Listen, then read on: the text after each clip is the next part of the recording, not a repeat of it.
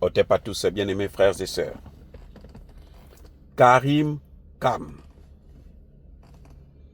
le fameux procureur de la Cour pénale internationale, a démissionné de ses fonctions cette semaine. Lui-même, il dit qu'il a démissionné temporairement. La démission, c'est la démission. Il est parti là. C'est pas sûr qu'il revienne. C'est pas sûr que les autres l'acceptent encore. C'est pas sûr que les autres le laissent revenir. Son problème, c'est quoi? Il démissionne parce qu'il y a une enquête contre lui, au sein même de l'institution, la Cour pénale internationale. Les autres magistrats sont en train d'enquêter sur lui. Les autres magistrats veulent sa tête parce qu'il a osé porter plainte, lancer un mandat d'arrêt international contre un intouchable.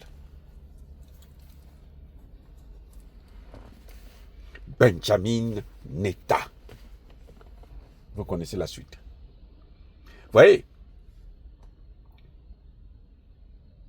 voyez de quelle justice nous parlons.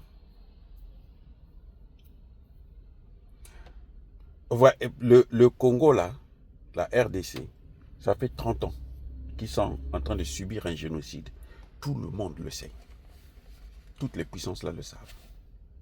D'ailleurs, ce sont ces puissances occidentales qui ont alimenté cette guerre, entretenu cette guerre pendant 30 ans. On voit Macron comment il est en train de se battre corps et âme pour le faire. On n'a pas jamais vu un procureur dire que non, oh, là il y a génocide.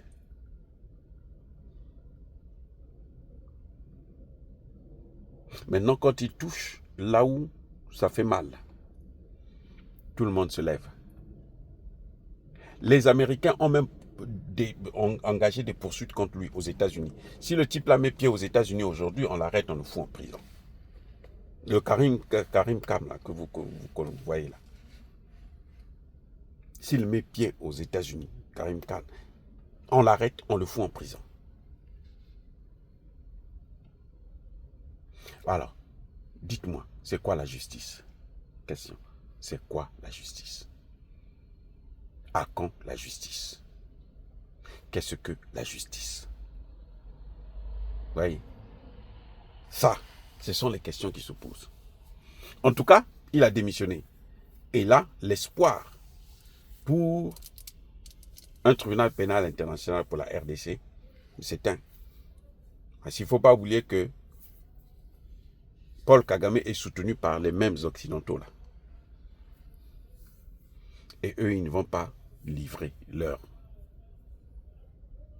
bras armé. Celui qui a fait la guerre pour eux en RDC. Celui qui a tenté de balkaniser. Il a réussi en partie, puisqu'il y a maintenant beaucoup de Rwandais qui sont Congolais, qu'on a installés en RDC. Ils ont pris les territoires, les maisons des Congolais, après les avoir littéralement envoyés au repos éternel, et puis jetés dans des fosses communes. Le jour que le Congo va se libérer là, les fosses communes, dans Goma, dans Bukavu, dans le Kivu là, vous allez en avoir, mais alors plein, l'œuvre de Kagame. Et il n'y a pas de justice. Mais en tout cas, moi, je ne peux pas pleurer Karim. Karim Khan, moi, je ne peux pas le pleurer. Non. Je ne m'inquiète pas pour lui. Non.